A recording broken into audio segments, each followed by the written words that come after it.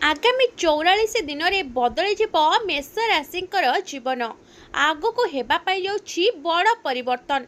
मेष राशि व्यक्तिशेष मानकर जल्दी बदल भाग्य।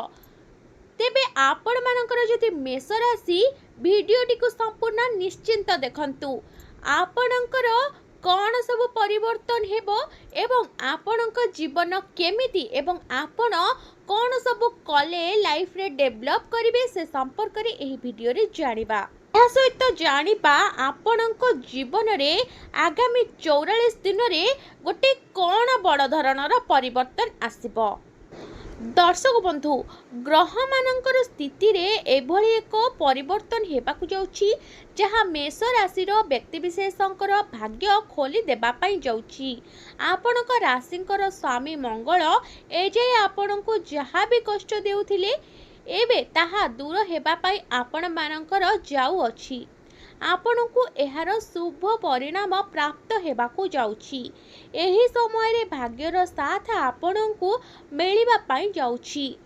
तेबे दर्शक बंधु, चलंतु जानिबा एही राशिर व्यक्तिशेष मानकर कौन सबु परिवर्तन हेबो। एहा सहित एमानंक लाइफ रे कौन सबु कले बहुत डेवलप आसी थाए से संपर्क रे मध्य जानिबा एवं केमिति एमानंकर परिस्थिति बदलिबो एवं केउ सब कार्य करिबा द्वारा एमानंकु शुभ फल प्राप्ति होई थाए से संपर्क रे जानि नेबा। दर्शक बंधु, मेष राशि लोक माने खूब परिश्रमी होई थांती और मंगलंक कृपारु एमाने केबे भी गोटिए स्थान रे अटकी रही न थांती। कार्य रे एमानंक उत्साह और जोग सर्वदा स्थिर रही थाए। एही समय रे आपणक काम करिबा गति बढ़िबो और कर्म तुलन रे आपणको अधिक फल प्राप्ति हेबो। व्यापार क्षेत्र रे थिबा लोक माने अधिक शुभ फल पाइबार बहुत संभावना रहुछि। आपण माने धार्मिक कार्य रे मध्य मन देबे। राजनीति रे थिबा लोकंक पई एही समय बेस खास हेबा पई जाउछि। मंगलंक कृपारु प्रतिरक्षा विभाग रे भल चाकरी मिलिबार आपण मानंकु सुजोग मिलिबा पाई जाउछि। खेल कूद रे थिबा व्यक्ति मानंक पाई मध्य समय बेस शुभ साब्यस्त हेबा पाई जाउछि। एही समय रे आपणकु नाम और धन रोजगार करिबार अनेक सुजोग मिलिबा पाई जाउछि।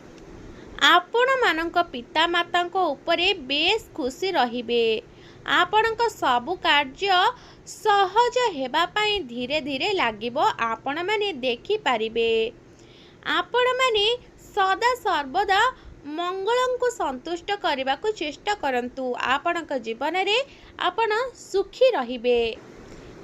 एही समय रे आपण माने भल चाकरी र अपेक्षा रे थिले जोथि पाई आपण माने बहुत दिनरु अनेक परिश्रम करूछंती।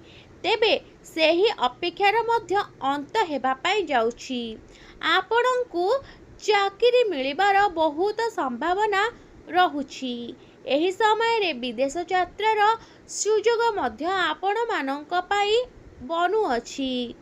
आपण मानंक पाई विदेश यात्रा लाभदायक साब्यस्त हेबो। आपण जदि विदेश यात्रा करूछंती तबे विदेश रे विवाहर मध्य आपण मानकर जोग बनु अछि।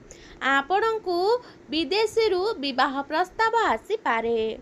विवाह अपेक्षा रे थिबा लोक मानंकु निज जन्मभूमि ठारू बहुत दूर रे भल विवाह प्रस्ताव आसी पारे। एही 44 दिन मध्य रे आपणक स्वप्न पूरण हेबा सह विवाहर जोग बनि पारे। आपणक स्वभाव रे सामान्य क्रोध कारणरू भाई मानक सह मनांतर स्थिति किंतु उपजी पारे। तेणु निज स्वभाव रे आपण मानंकु सामान्य नियंत्रण रखिबाकू हेबो। मेष राशिर जो लोक माने घर निर्माण करबाकू बहुत दिनरू भाबुथिले किंबा घरटीए किणिबाकू चाहुथिले सेमानंक समय अत्यंत शुभ रहिबो। विद्यार्थी मानंक पाई एही समय मंगलमय हेबा पाई जाउ अछि। एही समय रे मेष राशिर लोक माने जे कोनोसी कार्य रे हाथ देबे सेथिरे सफलता प्राप्ति करिबे।